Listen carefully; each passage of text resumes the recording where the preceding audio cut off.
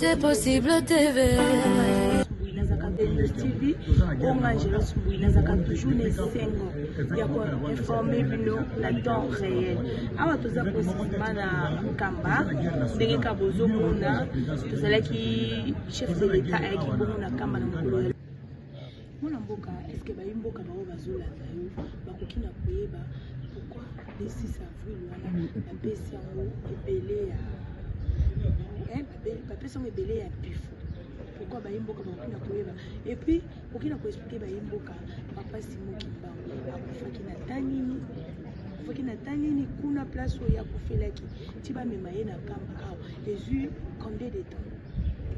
Oui, question on a donc est un peu pertinente. Autogoloba. Pourquoi d'abord le 6 avril?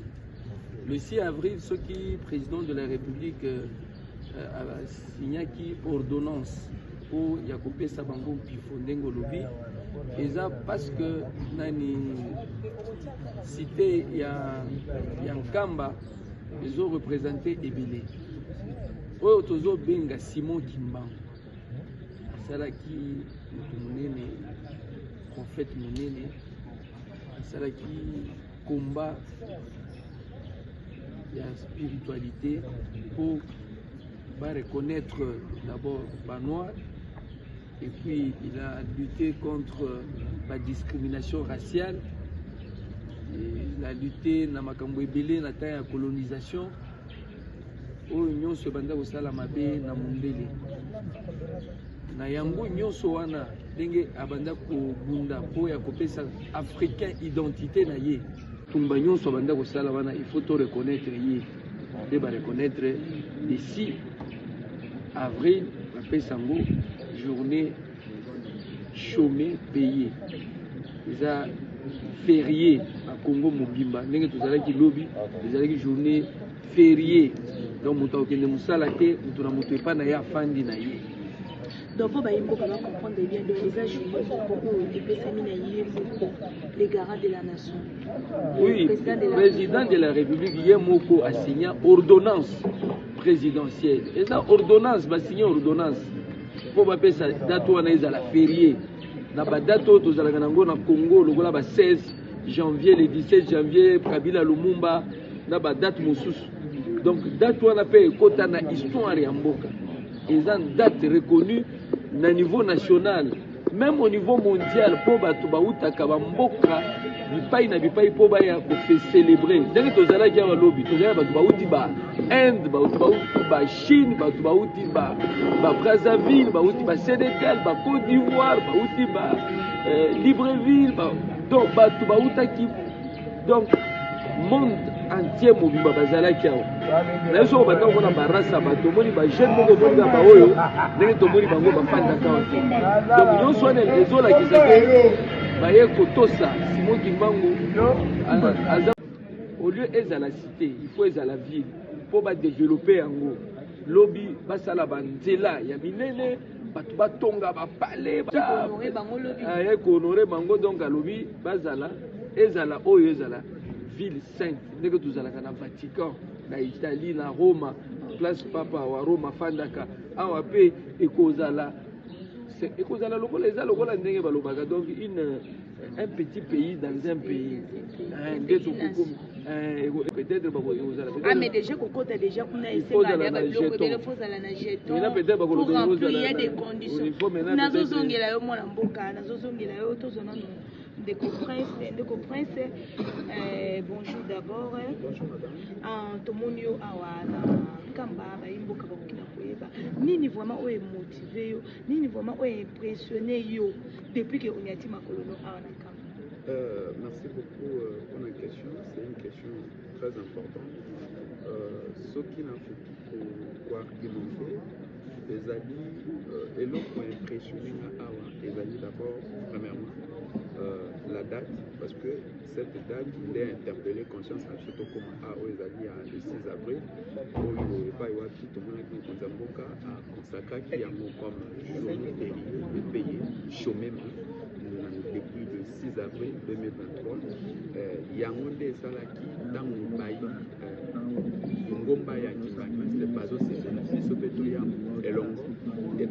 comme auxiliaire et après toya sepelana bango pe to soit bibili oyo ezoleka awa et l'autre tiré curiosité na ngai ezali présence ya président de la République na kati ya mabele oyo ezolakisa reconnaissance na ye reconnaissance ya koyeba pouvoir divin ya bakoko et puis pouvoir oyo Simo Kimbangu atiki oyo asalelaki oyo ebikisaki comme papa Thierry autaki koloba yango alors nde tiraki curiosité na ngai mais également la deuxième situation ezali la situation au président de la République, j'anticipe un peu, au président de la République représentaki lobi on a consacré cité Yakamba comme une ville sainte. Alors, mais déjà mon amboka mais déjà pour na bango déjà cité Yakamba bazwa quand déjà le la ville sainte. Je me rappelle même que tant tozo ya na mutuka eza batu mosusu bandeki koloba ete nde tozokende boye toke poto ezosenga il faut kozwa visa il faut kozwa passeport tout ça. Ah oui oui exactement wana ezali pouvoir wana ezalaki pouvoir effet parce que pour citer Ekomaki eza na bacondition préalable notamment il faut avoir au moins une population environ 2000 par exemple. Il faut avoir au moins une infrastructure, c'est-à-dire ma construction Yamalunga, il faut que vous ayez une banzela, une école. Oui, certes, Kamba, ils ont répondre déjà dans la condition. Mais ce qui nous restait, il y a pas de qualité officielle, et une qualification administrative. C'est-à-dire, il fallait qu'il y ait un mboka, n'ayez annoncé et que si nous nous pété, il faut avoir ordonnance, où ils ont consacré, cité, où ils ont là.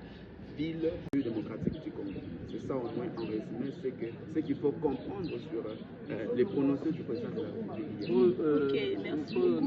Bakisa, ville ya Suka, au chef de l'État a consacré la République démocratique du Congo, eza na Lumumba ville eza na Sankuru, des villes oyo chef de l'État signa ordonnance ya Suka. Donc ceux qui va signer oyo ordonnance donc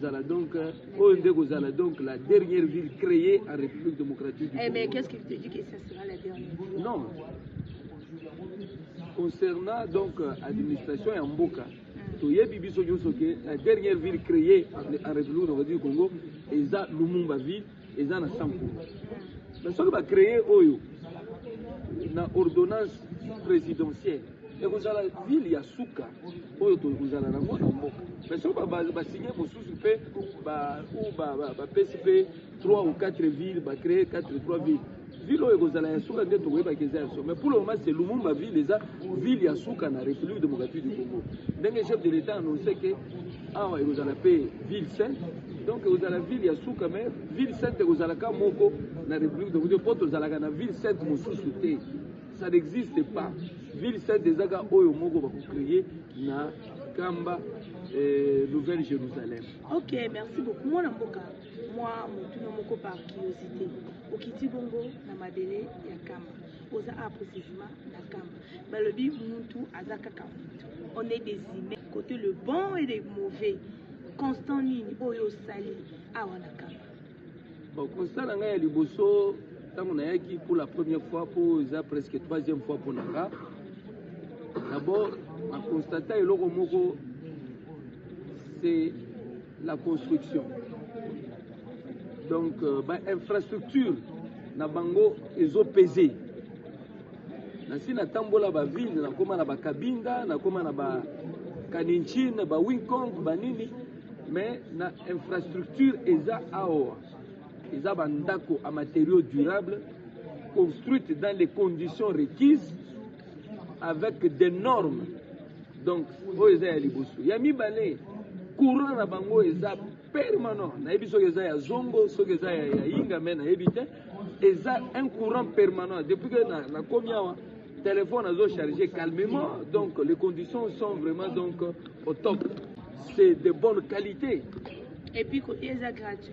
Kolia, ce que combien donc, bazuyo en charge le rôle mona muke. Aux à la ministre, aux à la donc nani, aux à la députée, aux à la sénateur, aux à la homme d'affaires, ce que combien bazuyo en charge. Matin, midi, soir. Ça dit na tongo la muke au meliti. Maman, ti oyo ya miliki. omeli tina yo ya miliki bapesi yo omelette bapesi yo nani mwa saucisse donc et puis oza pe na basafu batieli yo donc ozolia kitoko. Après okomi après-midi 15h okoti na restaurant okuti biloko donc ezai bazo servir na lobaki ako construire ako pesa bango nzela elongwa wati na nzela ya munene soki basali nzela wana je crois batiango ka goudron bato bakobanda kotambola kitoko po potopoto eza ebele et puis baglissement na bamituka et puis eza nzela eza serpenté po okoma donc il faudrait batala makambo ya nzela nde makambo na moni ke etungisi nga mwa muke so basali ka nzela batie pe bapoto ya courant tia wa je crois ça va répondre au nom vraiment d'une ville. Ok, voilà, merci beaucoup Balandia. C'est possible de News TV, si vous comprenez Kamba et Zanini. Vous comprenez pourquoi Batubayaki Awa na Kamba. Vous comprenez pourquoi c'est possible de News TV et Kiti en Omoro na Kamba pour nous causer la bino d'informations. Mais l'actualité nous oblige à parler. Semaine passée, conférence des gouverneurs, et vous dites que ça les maboko na bandu film. Tozana ndekonanga biso prince, akoki ko expliquer biso conférence des gouverneurs et les kaki na bandu et les kaki lolenge ni papa Thierry na kozongela yo. Oui, l'actualité nous oblige. Okay, c'est possible, News TV, de nous faire ça information à temps réel. Parce qu'il y a 3 jours ou 4 jours, au Makambia conférence des gouverneurs, et où est-ce bongo au Leka. Donc, il y a c'est possible, News TV. Nous avons un micro, au Kobakisa, aux Alango, il y a Koloba. Des conférences aux Ali Bongo, Moko, il y a armée numérique de Fati, pour quitter qui bongo na Bandundu ville pour nous accompagner où est qui bongo conférence des gouverneurs où est ça la maka chaque année na initiative wana nga vraiment là s'engage que moi na kobenga yango initiative ya chef de l'État initiative ya Fati Béton les créateurs ozo créer tout le temps pour que Kamboka esa nini et bomba pour que la toyeba conférence des gouverneurs ezaki kotambola na ba chaque ville na chaque province mais les conférences de gouverneurs et comme il y a une province pour nous aider les gouverneurs nous jetons de fleurs na président Tata Mokonza Mboka Félix Antoine Tshisekedi on a une initiative Oyo et ça les maté depuis, parce que nous avons vécu du temps de Mobutu, du temps de Kabila, ainsi de suite, mais tout ce qui est importance, il y a conférence. Et ce qui signifie conférence, parce que sur le plan du droit, la conférence statut, c'est-à-dire un cadre de concertation, comme je le disais, c'est un échange entre les provinces et le pouvoir central dans l'optique de trouver les solutions efficaces et de proposer, de voir à la longue qu'est-ce qu'on pourra faire pour le développement de chaque province. Voilà en résumé ce qu'on peut dire sur la conférence de gouverneurs. Ok, Papa Thierry, Nazongelo Lisusu, Kotunana, au participer qui na conférence de gouverneurs, wana. Le Lisusu, au tu participer na conférence de gouverneurs, ou l'équipe na bandu. Pour tous les besoins, mboka na biso eboka. Soko sala, ngana lobakango toujours, ana c'est possible News TV. Soko sala kamusala malamu.